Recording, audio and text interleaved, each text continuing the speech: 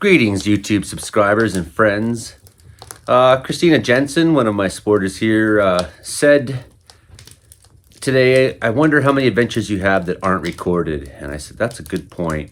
In fact, some of those adventures are recorded from the time where I took notes or whatnot. So this is my unedited writings from 20 years ago when I first came to BC. I came to BC pretty much at this time for the first time. I've been on Hornby Island for a few weeks.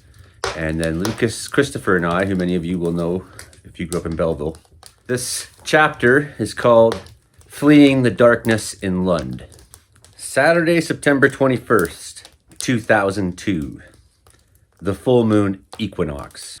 Where do I start to talk about what has and is and will be happening? Today, George W. Bush has unleashed his blueprint to take over the earth, seemingly. I could say a lot about this, I suppose. I could say how dark, twisted, and scary this is, but I will talk about something else. The thing is that I have already been through the dark, twisted, and scary things this week.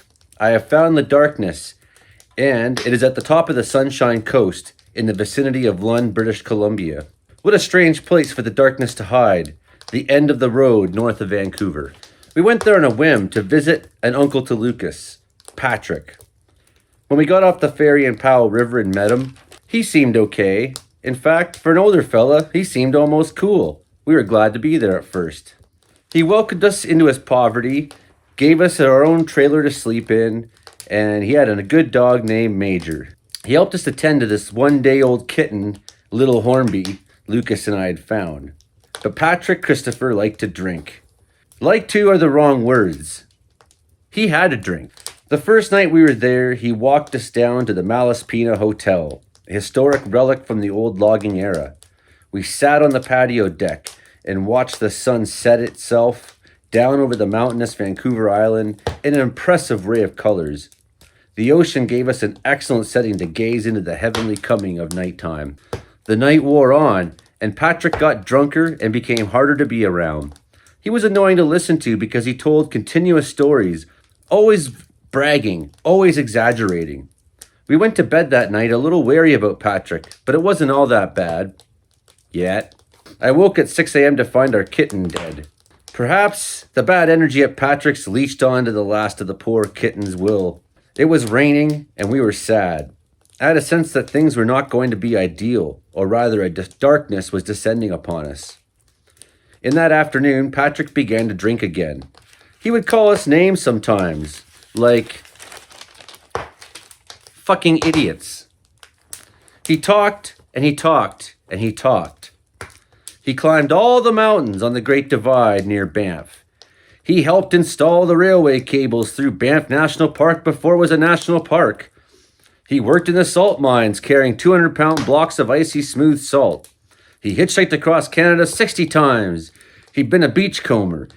He talked to bears on mescaline. He was wise, he claimed, that we needed to learn from him. Basically, everything that we had done, he'd done better. We only needed to learn from his mistakes. He talked endlessly for nearly 4 days. He talked down to us and said we needed guidance from him. He treated us like lost idiots and did not stop all night long blaring his music because he was angry at us. And it was completely twisted. We were in our cabin outside, laying out there, and our little trailer, and we could hear him. He was blaring music, and he was swearing and yelling and knocking shit over. We were just sitting in there like, oh boy. In the morning, he repeatedly yelled, "Get up!" He was already drunk on wine. He talked all day and night. Then we finally escaped him. On Friday morning, we hitchhiked to Powell River and took the ferry back to Comox. I remember looking behind us continuously as we left, hoping he wouldn't come and give us a ride. Lucas bought a sleeping bag and a map book. Something better was in our horizon.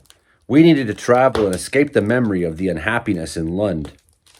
We went to Overweighty and bought supplies, and we stole some supplies for upcoming travel. We wheeled through the store with our packs, gear, and guitar in the shopping carts. Then we took the bus to Buckley Bay and came home to our squatted trailer. We were in such great moods all day. Hornby Island is so safe. Mountain climbing record. at this point. September 22nd. This is what happens next.